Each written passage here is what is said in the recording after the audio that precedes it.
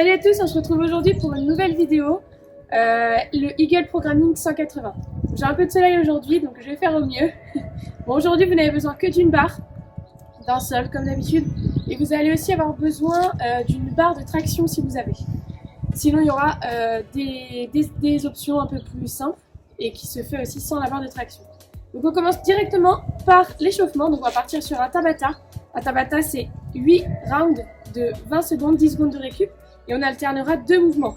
Premier mouvement du Tabata, ça va être les burpees. Burpees, je pose mes mains au sol, j'amène bassin, poitrine. Une fois que ma poitrine est au sol, je repousse, poitrine, bassin, petit saut à l'écart de mes mains et petit clap au-dessus de la tête. Et ça, je vais en faire pendant 20 secondes, un maximum de répétitions. Ensuite, je prends 10 secondes de récup et j'enchaîne un deuxième mouvement. Squat, pointe. Je vais me placer en position de squat, donc pointe de pied vers l'extérieur, les fessiers vers le bas et l'arrière. Et en restant dans cette position, je vais juste aller pointer de chaque côté. Soit vous faites 2 rounds avec la même jambe, soit vous faites pendant 4 rounds les jambes alternées. Donc ça peut être ça. Premier round, celui-ci. Deuxième round, l'autre jambe. Ou alors, j'alterne les deux, mais en restant bien bas. Ici, j'essaie de bien amener mes fessiers vers l'arrière. Pas être trop haut, sinon vous n'allez pas assez ressentir le mouvement. Échauffement terminé. On passe tout de suite avec la mobilité. Mobilité, on va commencer par le mouvement balistique. Je vais me tenir contre un mur avec ma jambe droite, l'autre jambe légèrement fléchie.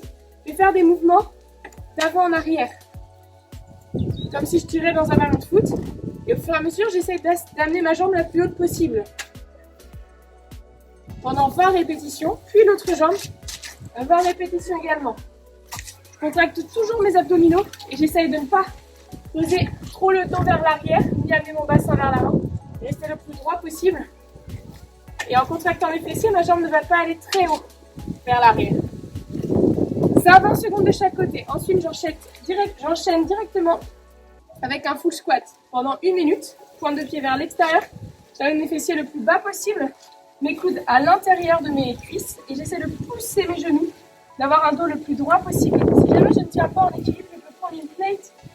Et pareil, ici, me mettre avec le contrepoids, vous allez tenir facilement. Je reste pendant 1 minute. J'essaie de ne pas avoir le dos rond, mais vraiment de ressortir ma poitrine un maximum. Et de tenir. Troisième mouvement et dernier mouvement de la mobilité. Je me place en position quadriplégique. Et là, je vais aller faire tous les placements possibles des poignets. Pendant 30 secondes sur la paume de la main. Et ensuite 30 secondes sur le dos de la main. Donc, je peux mettre un petit peu de poids vers l'avant, j'essaie de garder mes bras tendus.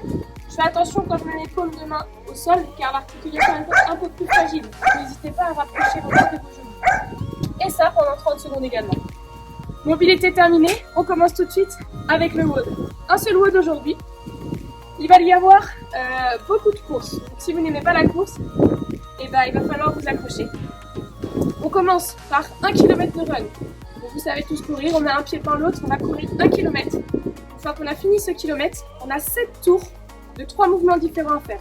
Premier mouvement, ça va être 5 pull-ups. Donc, si vous avez une barre de traction, je me fixe à une barre de traction, j'envoie ma tête au-dessus, mon menton, au-dessus de la barre de traction. Moi, je n'ai pas de barre de traction aujourd'hui, je ne suis pas à la salle. Donc, 5 répétitions en strict. Il y en a bien 5. Si jamais c'est trop compliqué, n'hésitez pas à vous mettre en supination, donc paume de main vers le haut. Et pareil, en strict, pas de keeping aujourd'hui. Si jamais vous n'avez pas de barre de traction comme moi, vous prenez une barre ou alors une haltère ou une dumbbell et vous allez faire 5 rowing. Je vais placer mes fessiers vers l'arrière, légèrement fléchis pour mes genoux.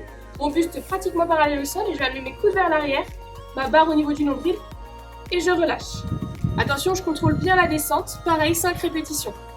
J'essaie de resserrer mes omoplates. Une fois que ça, c'est fait. Deuxième mouvement, 10 push-ups. Je me place au sol, en position de planche. Mes mains sous mes épaules et je vais faire une pompe. Je mets la poitrine au sol, je contracte mes fessiers. Une fois que la poitrine touche le sol, je le repousse. Ça, c'est l'option un peu plus dure. Je garde toujours mes abdos serrés. Sinon, je pose mes genoux. Même mouvement, poitrine au sol, coude vers l'arrière et je repousse. Je vous ai dit 10 répétitions de push-up et on termine par 15 squats. Les squats, pointe de pied vers l'extérieur, genoux en direction des pointes de pied, avec les fessiers vers le bas et l'arrière. Une fois que je suis en bas, je repousse, je contracte mes fessiers et je serre mes abdominaux. Voilà, ça c'est la première partie. Ensuite, je repars courir 1 km. Une fois que j'ai fini de courir ce kilomètre, je moi fait 7 tours des mêmes mouvements que je viens de vous montrer ici. Une fois que j'ai fini ça, time, car pas de time cap aujourd'hui. Donc vous vous dites time, vous regardez le temps que vous avez mis et vous nous taguez sur Instagram. CrossFit RR, toujours. N'hésitez pas vraiment à nous taguer, de faire l'entraînement de course, car ça peut vous amener un peu plus de cardio, surtout en ce temps de confinement. Donc voilà. J'espère que cette séance va vous plaire. Je vous dis à plus tard et salut salut!